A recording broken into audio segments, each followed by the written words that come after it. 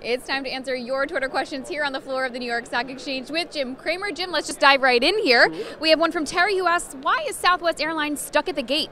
These are all plays that year over year be difficult because oil has moved up and it's such a big part. Now, they give you a dividend boost. I like Southwest, but understand that the airlines are in purgatory unless gasoline, fuel comes down. Scott wants to know your thoughts on Transocean. Look, I think that Transocean, along with Ensco, these have put in a bottom. Now, their numbers are still too high around the street, but there is a belief that 2016 will be better than 2015, and that's why people are buying.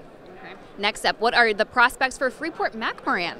You know, Freeport is a copper and oil play, so obviously it is going to go up. They cut the dividend.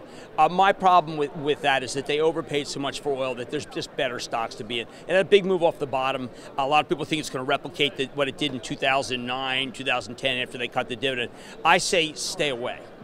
Let's talk new issue Etsy. Mike says it's just plummeted from day one. Should investors get out? It was overvalued when it came public. Now, my daughter was selling stuff on Etsy, and Etsy's this kind of very niche kind of craft thing.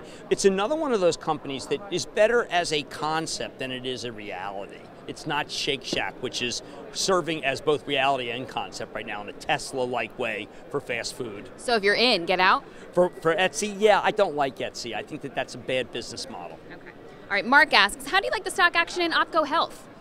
Well, you know, what a move.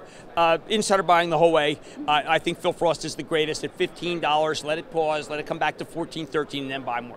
All right, and lastly, this viewer says he's been accumulating Under Armour on the dip. He wants to know if, like Apple and Facebook, it's a stock you just own versus trade. Okay, that's a great point. I'm a big believer in Kevin Plank, and that stock tends to move on a quarter. Now, people are taking profits in Under Armour. It's had a great run. I spent a lot of time with Kevin Plank 2 weeks ago. I urge people to understand this man has a take over the world prospect. Now, Nike right now is ahead. You know, these companies go head to head. Nike's having some better numbers right now, so people feel it's therefore zero sum. Under Armour can't be doing well. I just urge you to. Both of them are terrific. Nike, by the way, Mark Parker's very competitive. These are two hard-charging CEOs. Don't get between them, but you can own their stocks. Fantastic. Thank you so much, Jim.